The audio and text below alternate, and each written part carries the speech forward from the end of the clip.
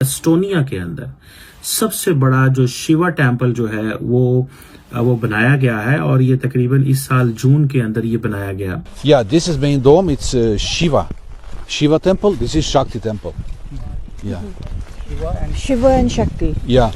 एक जिसे कहेंगे ना footprints, Hindu footprints in Europe जो है वो एस्टैब्लिश हो रहे हैं। तमाम दुनिया यहाँ तक के सऊदी अरब भी जो है वो हिंदू टेम्पल बना लेगा। यूएई ने बना लिया है, कई दूसरी गल्फ कंट्रीज बना रही हैं।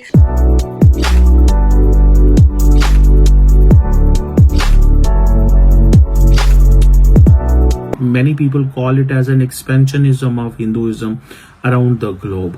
ये एक एक्सपेंशनिज्म है। भारत एक लफ्ज, एक टर्म इस्तेमाल करता है स्ट्रेटेजिक ऑटोनॉमी की, कि हमें अपनी फॉरेन पॉलिसी में स्ट्रेटेजिक ऑटोनॉमी की जरूरत है। हम ये तो कारगिल में अपने शोधा को छोड़ के भाग आए थे, वो तो भारत ने कई हमारे दफन कर दिए शोधा और कई हमें वापस किए कि यार इन्हें दफनाओ। मुसलमानों का ये है ना कि वो जहां भी गए मसाजिद बनाई, लोगों को कन्वर्ट किया, लोगों को अपने साथ अटैच करने की कोशिश की, जिसकी वजह से बहुत सारे लोग जो हैं वो एट टाइम्स ऑफेंड भी होते हैं कि जी ये एक्सपैंड करना चाहते हैं। पाकिस्तान में पॉसिबल ही नहीं है कि हम मंदिर बनाएं और उसके बाद हम कहें कि जी रिलीजियस टूरिज्म होनी चाहिए। पहली बात तो ये कि मंदिर बनाने के लिए हमें हिंदू भी तो चाहिए होंगे ना, हमने तो हिंदू सारे खत्म ही कर दिए। भारत कितनी तेजी के साथ चीन के खिलाफ और पाकिस्तान के खिलाफ अपनी जो मिलिट्री कैपेबिलिटीज है उसको बढ़ा रहा है। ये तो अपने जवान छोड़ाते हैं भाई, हम तो फिर सिविलियंस, हम तो ब्लडी सिविलियंस हैं।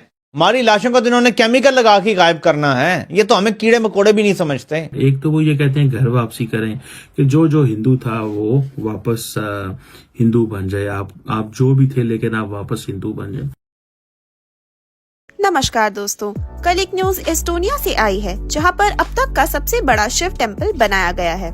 इस टेम्पल की कॉम्प्लेक्स लगभग 5500 स्क्वायर मीटर है और करीब करीब 70 देवी देवताओं की मूर्ति यहाँ बैठाई गई है। And this shows the soft power of India, क्योंकि पिछले वर्ष दुबई में एक बहुत ही भव्य BAPS हिंदू टेम्पल का निर्माण किया गया था। और आप दुनिया के किसी भी कोने में जाइए, आपको हर जगह हिंदुओं की टेम्पल मिल ही जाएगी। इवन इन पाकिस्तान आज भी कई हिंदू टेम्पल वहाँ मौजूद हैं और भारत से कई हिंदू हर साल हिमलाज माता मंदिर विजिट करने पाकिस्तान जाते हैं।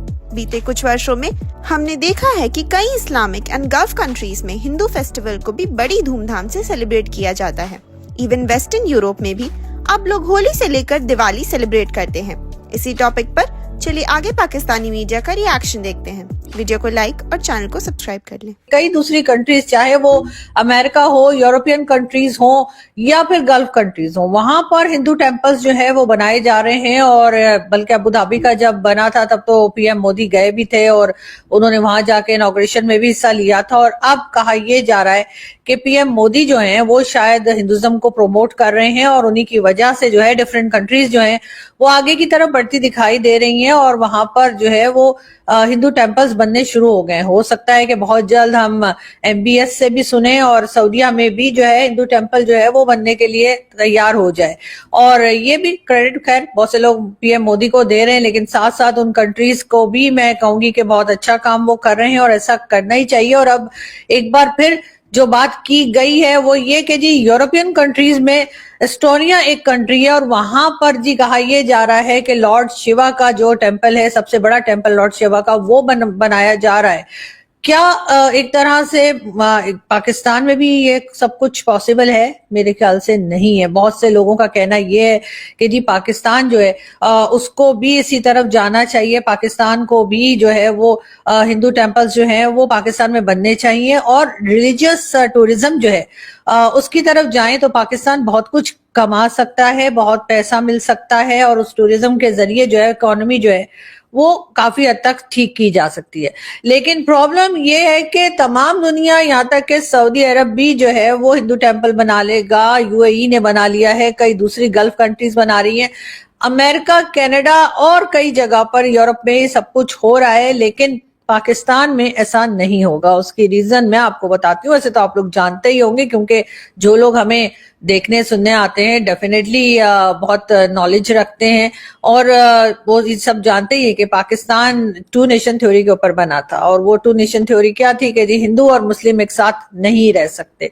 उसके बाद हमने जो है वो ये पाकिस्तान क्रिएट किया गया था, पाकिस्तान बनाया गया था, पाकिस्तान आजाद नहीं हुआ था। जो हम लोग कहते हैं ना कि जी हम भी आजादी का दिन मना रहे, हम आजादी का दिन नहीं मना रहे, हमें जो है वो क्रिएट किया गया था। एनीवे, तो अब मैं आगे बढ़ूं और आपको ये बताऊं कि जी क्योंकि यहाँ पर हिंदू टेम्पल जो है वो कैसे बनाए जा सकते हैं। आपने देखा था इस्लामाबाद में कुछ साल पहले, 2 या 2.5 साल पहले इस्लामाबाद में एक जगह पे कहा गया कि जी यहाँ पर हिंदू टेम्पल बनेगा। उसके बाद एक हंगामा खड़ा हो गया और लोगों ने आकर शोर मचाना शुरू कर दिया। वहां पर उस जमीन पे आजान दी जाने लगी और कहा जाने लगा कि यहाँ पर हिंदू टेम्पल नहीं बन सकता।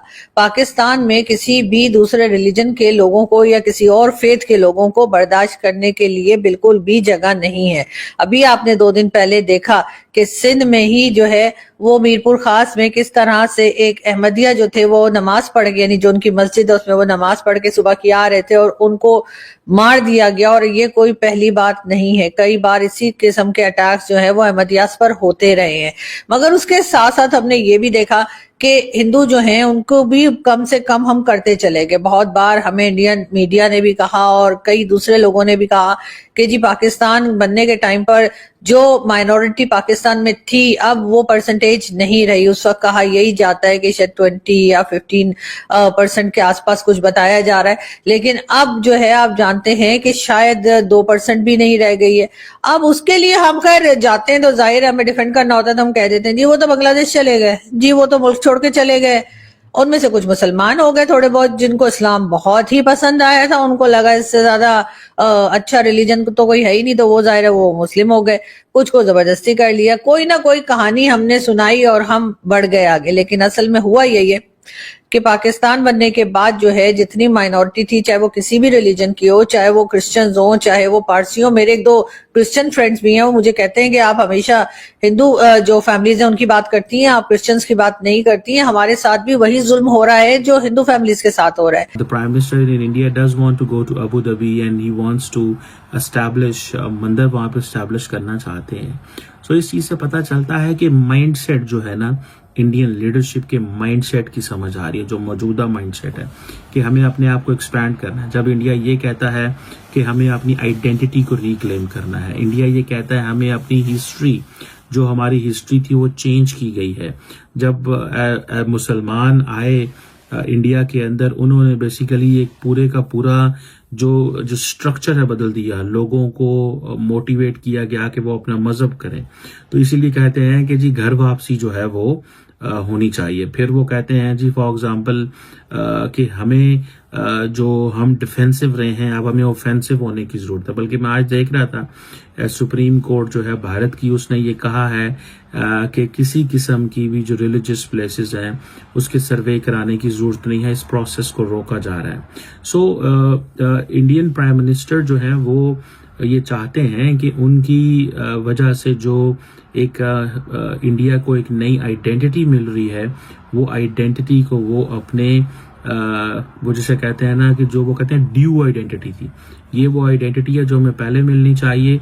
लेकिन वो कहते हैं कि Hindus of India have been very defensive, वो डिफेंसिव रहे हैं, उन्होंने उस तरह ऑफेंसिवली अपने आप को प्रोजेक्ट नहीं किया, अपने कल्चर को, अपनी हिस्ट्री को, अपनी वैल्यूज को, अपनी आइडेंटिटी को प्रमोट नहीं किया जिस तरह करना चाहिए था।